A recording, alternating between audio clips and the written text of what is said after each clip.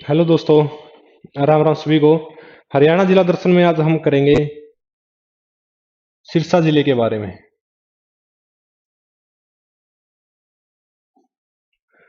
यदि किसी जगह की कोई भी हमें क्या बताते हैं, लोकेशन बताते हैं कि वो कहाँ पर स्थित है, तो सबसे पहले हम बात करेंगे जो सिरसा जिला है उसकी लोकेशन के बारे में।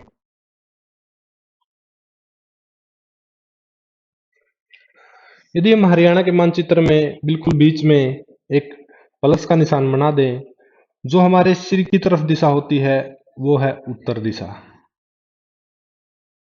और बिल्कुल पैरों की तरफ होती है वो कौन सी दिशा होती है? दक्षिण दिशा। और बिल्कुल हमारे जो राइट हैंड उल्टे हाथ की तरफ होती है वो होती है पूर्व दिशा। और इसके अपोजिट में कौन सी दिशा होती है? पश्चिम दिशा। तो ये हरियाणा का जो सिरसा जिला है वो पश्चिमी जिला है, बिल्कुल पश्चिम में स्थित है। कौन सा जिला? सिरसा जिला। और यदि हम सिरसा जिले के बिल्कुल पश्चिमी पॉइंट के बारे में बात करें तो वो है चौटाला गांव। हरियाणा का जो सबसे पश्चिमी पॉइंट है वो कौन सा है? चौटाला गांव है। और यदि हम बात करें इसके अक्षांशीय विस्तार की तो 74 डिग्री 28 मिनट क्या है इसकी जो लोकेशन है? 74 डिग्री 28 मिनट है। अब हम बात करेंगे जो सिरसा जिला है उसको जिले का दर्जा कब मिला, कब ये अस्तित्व में आया, तो हम बात करेंगे इसके अस्तित्व के बारे में। अंग्रेजों के समय में यदि हम बात करें तो जयपुर का एक कर्नल अधिकारी हुआ करता था, कर्नल थोरासवी। तो उसी के द्वारा क्या किया गया है? 1837 में 1837 में इसको एक जिले का दर्जा दिया गया, किसके द्वारा? कर्नल थ्रासवी के द्वारा। और जयपुर यानी कि पिंक सिटी की तर्ज पर ही इसको बसाया गया था। तो जयपुर की तर्ज पर इसको बनाया गया।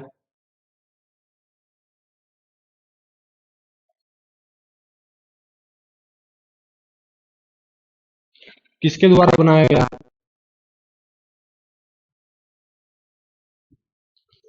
कर्नल थोरासवी के द्वारा इसको बनाया गया।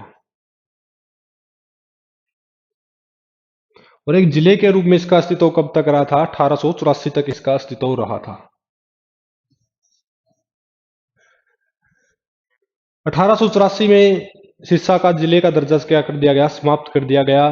तो इसके जो 126 गांव हैं, 126 गांव हिसार जिले में आ गए। और 31 गांव फिरोजपुर में चले गए।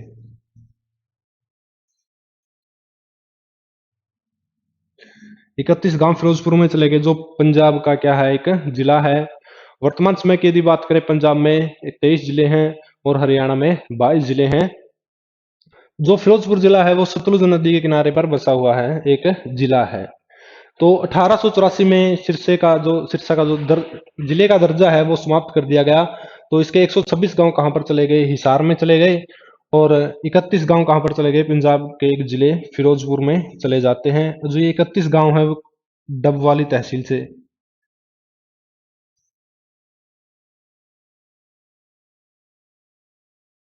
डबवाली तहसील के थे।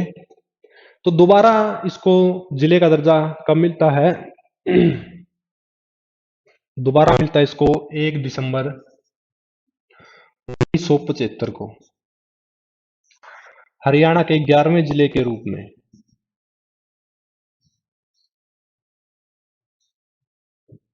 हरियाणा के 11वें जिले के रूप में। तो उस समय यदि हम बात करें तो सीएम कौन थे? चौधरी बंसीलाल। यदि बात करें चौधरी बंसीलाल के समय में कितने जिले बने थे? 6 जिले बनते हैं। तो सबसे ज्यादा जिलों का निर्माण होता है चौधरी बंसीलाल के समय में। और 4 जिले बनते हैं चौधरी देवीलाल के समय में। और 2 जिले बनते हैं चौधरी भजनलाल के समय में। और 2 ही जिले बनते हैं भूपेंद्र सिंह हुड्डा के कार्यकाल में। और एक जिला बनता है 2016 में चरखी दादरी, जो खट्टर हैं उसके कार्यकाल में। तो सबसे ज्यादा जिले बनते हैं चौधरी बंसीलाल के समय में। चौधरी बंसीलाल के समय में 6 जिले बनते हैं। तो हम बात करें सिरसा जिले की, तो 1 दिसंबर 1975 को जिले के रूप में सिरसा का क्या होता है, अस्तित्व होता है। और कौन से बने थे ये? 11वें जिले बने थे। 11वें जिले बने थे। तो उससे पहले क्या थे, जब 1966 को कितने जिले बने थे? 7 जिले। फिर यदि मैं बात करूं 1972 को, 2 जिले बने। कौन कौन से बने थे? सोनीपत और भिवानी। कब बने थे? 1972 को। और 1973 को बनता है कुरुक्षेत्र जिला।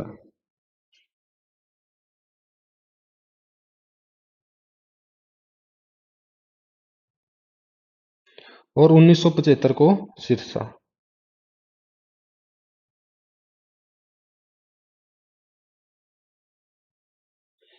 तो 7 और 2 9, 10 और 1 11।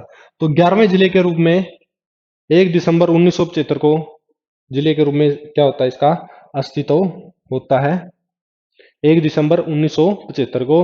और उस समय के जो सीएम थे वो कौन थे? चौधरी बंसीलाल थे। यदि मैं बात करूं सिरसा के जो पड़ोसी हैं,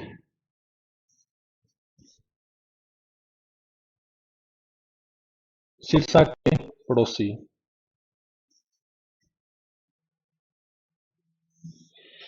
पड़ोसी की यदि मैं बात करूं तो जो पंजाब के 3 जिले लगते हैं, और राजस्थान की तरफ से एक जिला लगता है, और हरियाणा का एक जिला लगता है। ऐसे मानकर चलो, जैसे ये क्या है, सिरसा है, तो यहाँ पर राजस्थान, यहाँ पर भी राजस्थान, और यहाँ पर क्या है, पंजाब। और यहाँ पर हरियाणा का एक जिला लगता है। कौन सा? फतेहाबाद।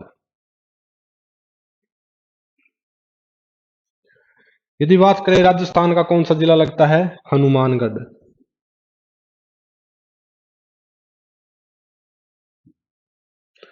हनुमानगढ़ जिला लगता है। और बात करें सिरसा के बिल्कुल उत्तर दिशा में कौन सा जिला पड़ता है पंजाब का? बठिंडा। मुक्तसर और मानसा, ये 3 जिले पंजाब के लगते हैं। मुक्तसर, मानसा और बठिंडा। और राजस्थान का कौन सा जिला लगता है? हनुमानगढ़। और हरियाणा का कौन सा लगता है? फतेहाबाद।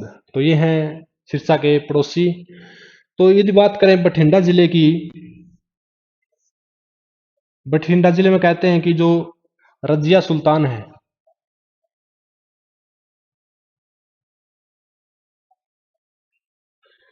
ये अपने शौहर अल्तुनिया के साथ दिल्ली की तरफ जा रही थी। तो 1240 में कैथल में इसकी क्या कर दी जाती है? हत्या कर दी जाती है। और कैथल में ही क्या है, इनका मकबरा भी बना हुआ है। तो ये क्या कहते हैं कि भारत की ऐसी एकमात्र महिला जिसका मकबरा बना हुआ है। कहाँ पर बना हुआ है? कैथल के अंदर इसका क्या है, मकबरा है। 1240 में इसकी क्या हो जाती है, हत्या कर दी जाती है।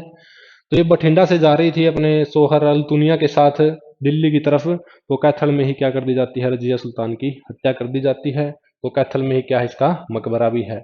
तो ये थे सिरसा के पड़ोसी। तो पंजाब के कौन कौन से हैं? मुक्तसर, बठिंडा और मानसा।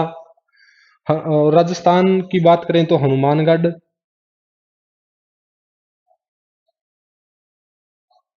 हनुमानगढ़। और हरियाणा का कौन सा जिला इसके साथ सीमा साझा करता है? वो कौन सा है? फतेहाबाद। तो ये थे सिरसा के पड़ोसी। अब हम बात करेंगे इसके क्षेत्रफल के बारे में।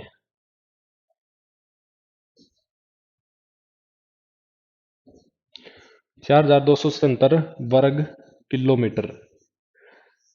तो इस क्षेत्रफल के साथ ये हरियाणा का सबसे बड़ा जिला है। हरियाणा का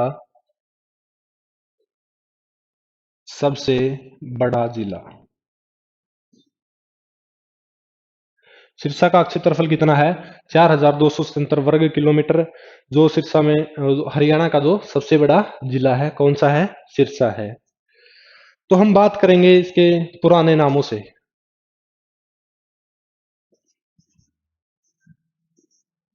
पुराने नाम।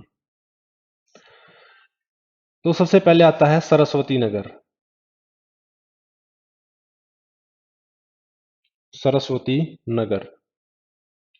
इसको सरस्वती नगर क्यों कहा जाता है? इसको सरस्वती नगर इसलिए कहा जाता है कि लगभग 250 साल पहले यहाँ के राजा हुआ करते थे, राजा सारस, और जिसके वंशज हुआ करते थे कुंवर सिंह, जो 1173 में यहाँ पर शासन करते हैं सरस्वती नगर पर। तो कहते हैं कि राजा सारस के नाम पर ही इसका नाम पड़ा था, क्या? सरस्वती नगर। तो हम बात करेंगे राजा सारस के वंशज कुंवर सिंह ने सरस्वती नगर पर राज किया था। कब किया था? 1173 ईस्वी में। तो उसी के नाम पर क्या पड़ा है? सिरसा का सरस्वती नगर नाम पड़ा है। अब हम बात करते हैं जो पाणिनि की प्रसिद्ध पुस्तक है अष्टाध्यायी, उसके अंदर सिरसा को क्या कहा गया है? सैरिस्का।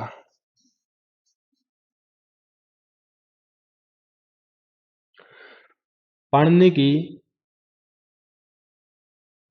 प्रसिद्ध पुस्तक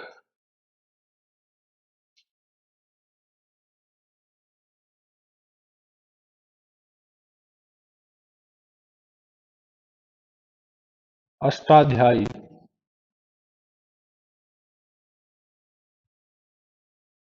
में इसका क्या है? वर्णन है।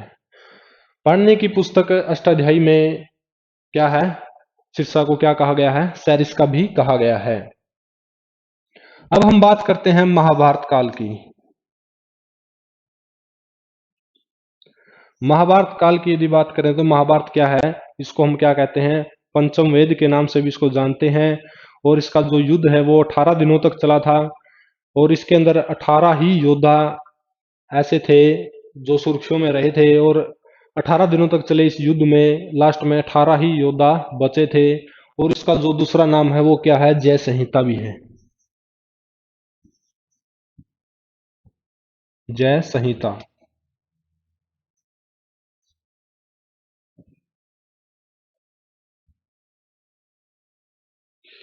महाभारत के काल के समय भी इसको क्या कहा गया है? सैरिस्का कहा गया।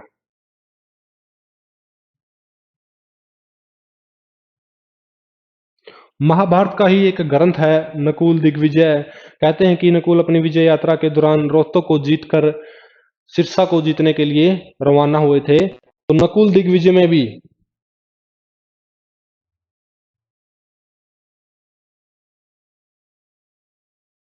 जो एक महाभारत का एक ग्रंथ है नकुल दिग्विजय, उसमें भी इसका वर्णन है सैरिस्का के रूप में। तो प्राचीन समय में सिरसा को क्या कहा गया है? सैरिस्का कहा गया है। अब बात करते हैं हम मध्य युग काल की। मध्य युग काल कहते हैं कि Ibn Battuta, Ibn Battuta, Ibn Battuta यात्रा के दौरान, इन्होंने यात्रा कब शुरुआत की थी? इन्होंने यात्रा शुरुआत की थी पाकिस्तान के मुल्तान से दिल्ली की तरफ ये जा रहे थे 1330 ईस्वी में। तो पाकिस्तान के मुल्तान से जब ये दिल्ली की तरफ जा रहे थे 1330 ईस्वी में, 1330 ईस्वी में, और ये कहाँ के थे? मोरक्को के।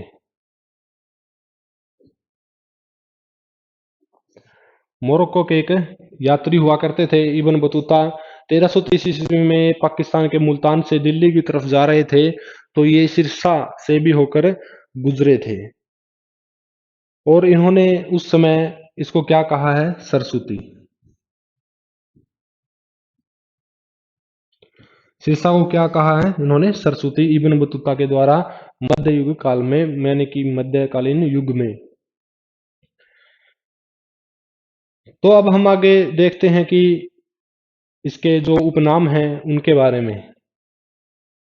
सिरसा के जो उपनाम हैं, तो सिरसा को क्या कहा जाता है? सरस्वती संतों की नगरी।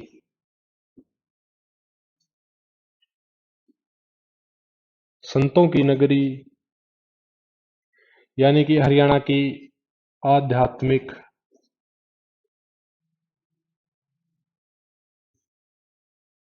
आध्यात्मिक नगरी। इसको आध्यात्मिक नगरी क्यों कहा जाता है? क्योंकि यहाँ पर चारों, इसके जो चारों तरफ क्या बने हुए हैं?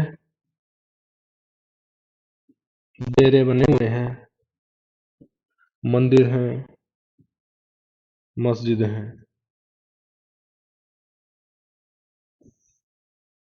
यदि हम डेरों की बात करें तो बैगू रोड के ऊपर, बैगू रोड के ऊपर क्या है? डेरा सच्चा सौदा।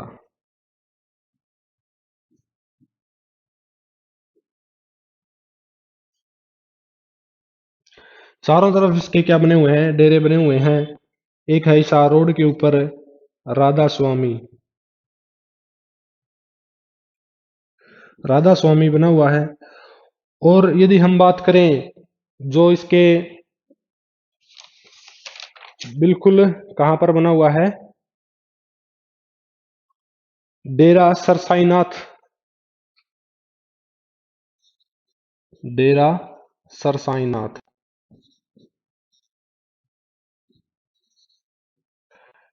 लगभग 13वीं शताब्दी में इसको बनाया गया था।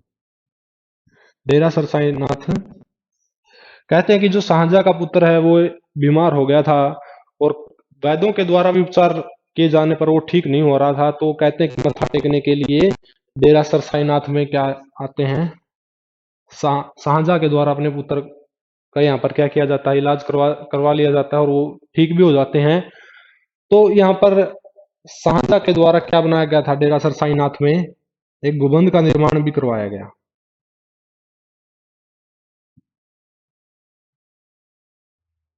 डेरा सरसाईनाथ में क्या करवाया गया? एक गुंबद का निर्माण करवाया गया। किसके द्वारा? शाहजहां के द्वारा। और जो ये नाथ संप्रदाय है, तो इसके जो प्रमुख गुरु हैं वो कौन से हैं? गुरु गोरखनाथ। जो प्रमुख संत हैं वो कौन से हैं? गुरु गोरखनाथ। ये एक नाथ संप्रदाय है, जिनको, जो अपने कानों में क्या पहनते हैं? बड़े बड़े कुंडल पहनते हैं, जिनको हम कनपड़े भी कहते हैं। तो ये है नाथ संप्रदाय है। और इसके जो गुरु हैं वो कौन से हैं? गुरु गोरखनाथ। तो डेरा सरसाईनाथ कहाँ पर है? सिरसा के अंदर है।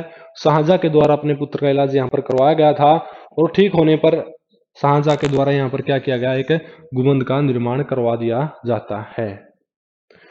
अब एक आता है डेरा भूमनसा।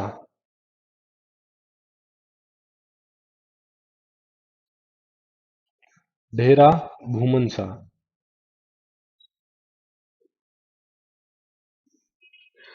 तो सिरसा के चारों तरफ डेरे होने के कारण इसको क्या कहा जाता है?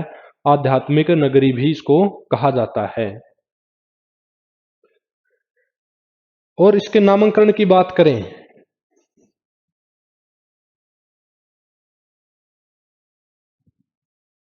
तो ऋषि शाश्वत के द्वारा,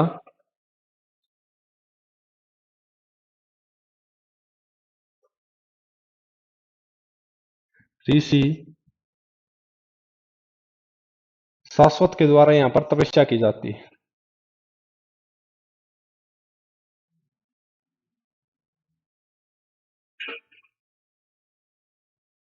यहाँ के वनों में ऋषि शाश्वत के द्वारा तपस्या की जाती है। इसी के नाम पर क्या पड़ा है? इसका नाम सिरसा पड़ा है। और एक अलग मान्यता ये भी है कि 250 वर्ष पहले राजा सारस के नाम पर भी इसका नाम पड़ा है।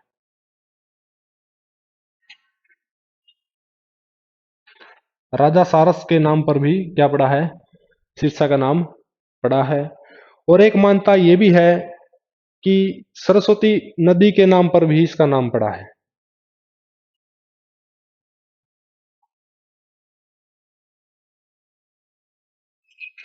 सरस्वती नदी के नाम पर भी इसका नाम पड़ा है।